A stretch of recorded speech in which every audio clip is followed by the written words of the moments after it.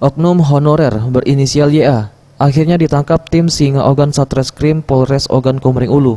Setelah aksinya menjamret seorang ibu-ibu hingga korban mengalami luka serius di tubuhnya akibat terjatuh saat mengendarai sepeda motornya.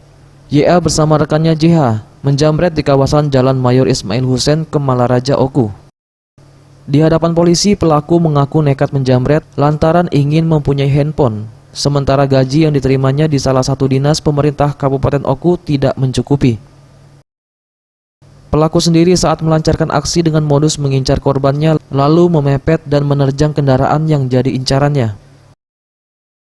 Hari Jumat, tanggal 8 Januari 2021, kejadiannya ini di depan UB Mat di daerah Kemalaraja, Kabupaten Oku.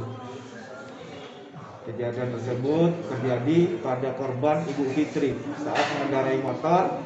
Datang dua orang pelaku lalu menjamret Ibu Fitri tersebut, sehingga Ibu Fitri ini jatuh dari kendaraan yang dikendarainya dan mengalami luka-luka.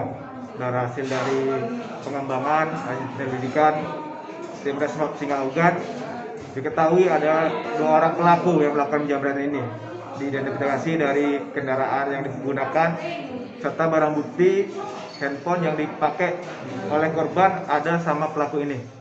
Dari tangan tersangka, petugas mengamankan 1 unit sepeda motor serta 1 unit handphone. Saat ini kedua tersangka telah diamankan petugas dan 1 oknum honorer tersebut terancam dipecat dari tempat kerjanya dan diancam hukuman penjara di atas 5 tahun. Bagus Mihargo, Sriwijaya TV.